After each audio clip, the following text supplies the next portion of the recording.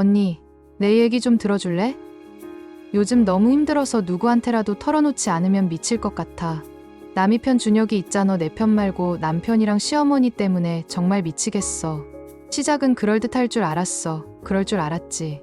우리 결혼한 게 벌써 7년 전이야. 그때 시어머니께서 집 사라고 9천만 원을 보태주셨어. 우리가 산 집은 1억 5천만 원짜리 작은 빌라였는데 그때 준혁이 월급이 150만 원이었거든. 6천만 원을 대출받아서 집을 샀는데 매달 대출 이자랑 원금 갚는 게 90만 원 정도였어. 그럼 남는 돈이 얼마야? 고작 60만 원이지. 60만 원으로 두 사람이 생활하기도 빠듯한데 1년 만에 첫째 민준이를 임신했어. 임신했을 때부터 지옥이 시작됐어. 입덧도 심했고 일도 그만둬야 했고 준혁이 월급에서 90만 원 빠지고 남은 60만 원으로 병원비, 산후조리원비 준비, 아기 용품 마련하려니까 정말 하루하루가 전쟁이었어. 민준이 낳고 나서는 더 심각해졌어. 분유값, 기저귀값, 육아용품들 사다 보니까 돈이 물새듯 나가더라고. 나는 매일 마트 전단지 보면서 할인하는 것만 사고 내 옷은 한 벌도 안 샀어. 그런데도 돈이 모자랐어. 병원비라도 나가면 그달은 진짜 카드로 돌려막기였지. 둘째 서윤이까지 생겼을 때는 정말 막막했어. 카드빚이 1천만 원을 넘어섰을 때 나는 엄마한테 손을 벌렸어. 엄마는 묵묵히 500만 원을 주셨어.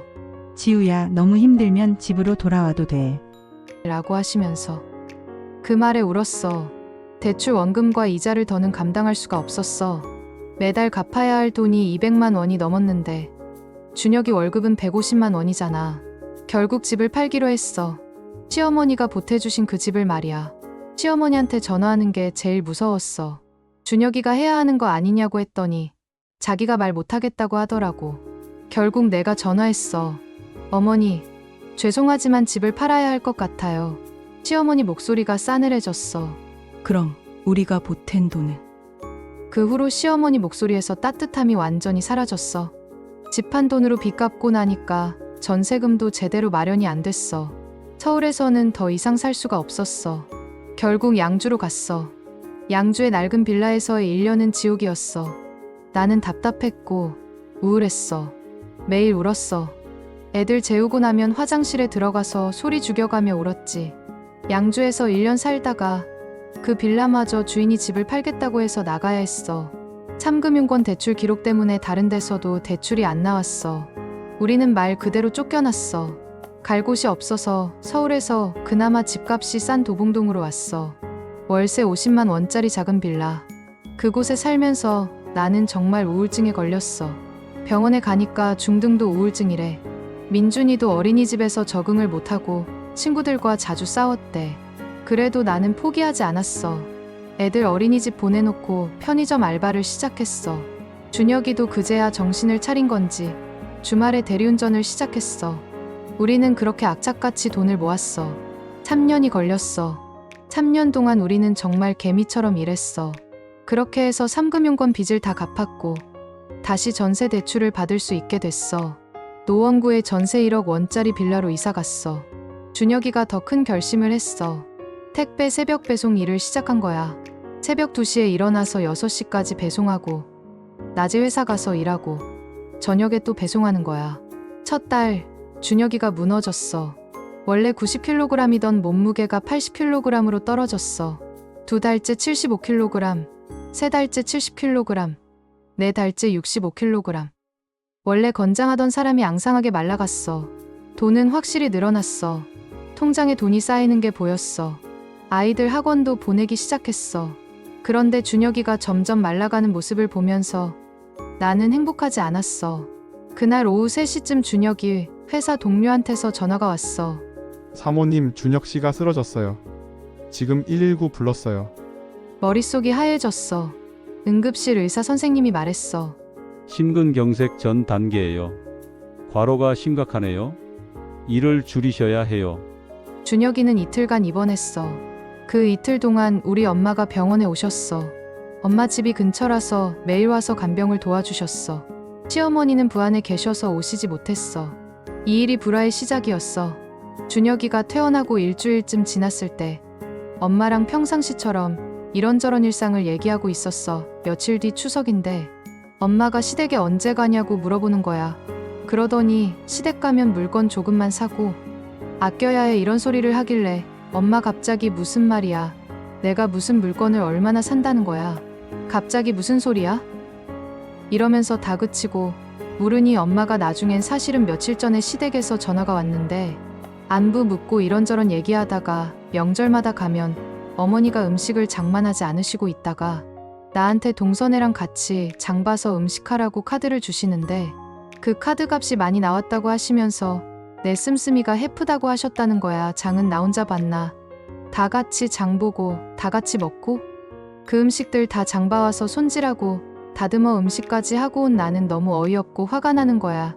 나한테는 아무 말씀이 없으셨고 항상 행사 때 가면 어머니가 당연히 카드를 주셔서 같이 장 보고 같이 음식을 해서 먹었기 때문에 나는 그 소리를 듣는 게 나일 줄 몰랐었거든. 그런데 그런 말을 다른 누구도 아닌 우리 엄마한테 했다는 거에 나는 너무나 화가 나고 피가 거꾸로 솟는 것 같았어. 그런 얘기를 하고 있다가 너희가 집 팔고 빚지고 그렇게 된 게 다 내가 돈을 함부로 써서 그렇게 됐다고. 내가 씀씀이가 해프고 손이 크고 계획성 없이 돈을 쓴다고. 1시간 넘게 그 얘기만 하시더라고 하시는 거야. 나는 말문이 막혔어. 뭐라고? 내가 돈을 함부로 썼다고? 엄마는 뭐라고 하셨어요? 내가 뭐라고 하겠니? 사돈이잖아. 그냥 들어줬지. 우리 딸이 잘 살려고 그랬나 봐요 라고 했어. 그런데 계속 똑같은 말만 하시는 거야. 내가 문제라고. 나는 전화를 끊고 그 자리에 주저앉았어. 온몸이 떨렸어. 내가 뭘 잘못했는데? 내가 뭘 잘못했어? 월 60만 원으로 세 식구 먹여 살린 게 잘못이야? 마트에서 저녁 8시 넘어서 할인된 반찬 사 먹은 거.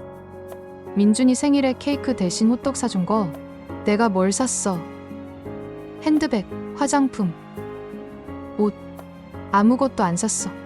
시어머니는 아시나? 우리가 왜 빚을 졌는지. 9천만 원 지원받았지만 남편 월급이 150만 원밖에 안 됐어. 대출 이자만 90만 원이었어. 수학적으로 말이 안 되는 구조였다고. 제일 화가 나는 건 우리 엄마가 상처받았다는 거야. 내가 빚 때문에 힘들어할 때마다 돈 빌려주고 카드 빌려주고 그러면서도 한마디 잔소리 안 하셨어. 그런 엄마가 사돈한테 내 딸이 문제야라는 말을 1시간 넘게 들었어. 남편의 배신. 이틀 동안 나는 생각했어. 그리고 준혁이한테 말했어. 여보, 어머니가 우리 엄마한테 전화해서 내가 씀씀이가 해프다고. 그래서 우리가 빚졌다고 1시간 넘게 그런 얘기를 하셨대. 준혁이가 TV를 보다가 고개를 돌렸어. 그래? 그래? 그게 다야? 여보, 이거 심각한 문제야. 어머니한테 말해야 해. 준혁이가 한숨을 쉬었어. 엄마가 그럴 수도 있지. 속상하셨나 보지. 그럴 수도 있다고? 여보, 거짓말이야. 우리가 빚진 건 월급이 적었고 대출이 많았던 거지. 내가 돈을 낭비해서가 아니야. 준혁이가 짜증을 냈어. 알았어. 그만 좀 해. 나도 피곤해. 나는 믿을 수가 없었어. 내 남편이 내 편이 아니라는 게. 하루가 지나도 이틀이 지나도 나는 잠을 잘 수가 없었어. 나는 다시 준혁이한테 말했어. 여보, 나 진심으로 화가 나. 어머니한테 사과받고 싶어. 준혁이가 고개를 저었어. 사과는 무슨. 그냥 넘어가. 넘어가. 우리 엄마가 상처받았는데 그럼 뭐 어쩌라고. 엄마한테 가서 따지라고. 당신이 먼저 어머니한테 말해줘. 지우가 잘못한 게 아니라고. 준혁이는 한참을 고민하더니 시어머니한테 전화했어. 나는 옆에서 들을 수 있었어. 엄마, 저번에 장모님한테 전화하셨다며? 근데 엄마, 지우가 돈을 헤프게 쓴 건 아니거든. 전화기 너머로 시어머니 목소리가 들렸어. 톤이 높아지는 게 느껴졌어. 아니 엄마, 그게 아니라. 엄마, 준혁이 얼굴이 굳었어. 시어머니가 전화를 끊어버린 거야. 뭐래? 화내시면서 끊으셨어. 자기 아들이 자기 편도 안 든다고 며느리한테 세뇌당했다고.